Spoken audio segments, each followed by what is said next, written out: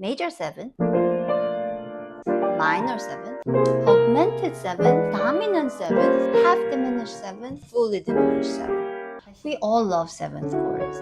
They sound rich, jazzy, and beautiful. But there's so many different kinds and the names are super confusing. What is what? Let's break it all down in a simple way. 7th chords are built from two parts, triad on the bottom and 7th note on top. And there are 4 kinds of triads: major, minor, augmented, and diminished. And there are 3 possible 7th you can add: major, minor, diminished, which is used for the diminished chord only. When you combine them, you get 9 basic types of 7th chords.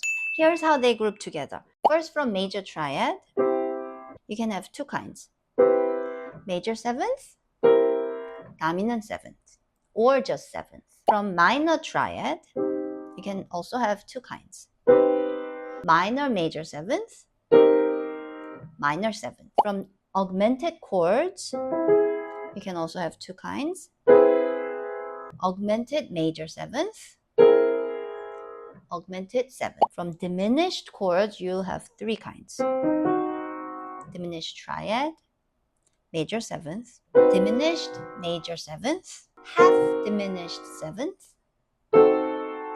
diminished 7th, or fully diminished 7th. So 3 kinds of diminished chords. I know the names are super confusing, so here's the golden rule. So when you see the word major in it, then you know it's the major 7th on top. If it's anything else like dominant 7th or just number 7th, then that's the minor 7th on top. From C, this will be major 7th, this will be minor 7th. So same with augmented chords. Augmented 7th chord means it's the augmented chord plus minor 7th. But if it says augmented major 7th, then it's augmented chord plus major 7th. Now here's how you practice. Left hand, play the full chord. Let's say C major 7th. Play that with the left hand and play right hand, either the 3rd note or the 5th note. So I'll take the 5th note, for example. See how I'm repeating the 5th note from the chord? You go through the 2 kinds: major 7th, dominant 7th, 3rd, and then minor family, minor chord with major and minor with minor. Again, I pick the 5th note,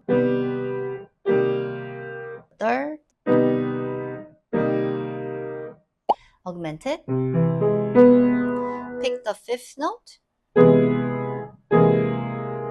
diminished, pick the 5th note,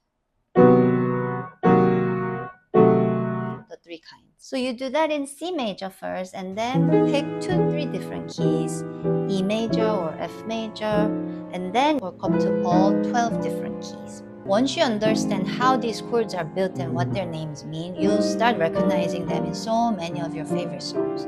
And from there, the music really opens up. Happy practicing!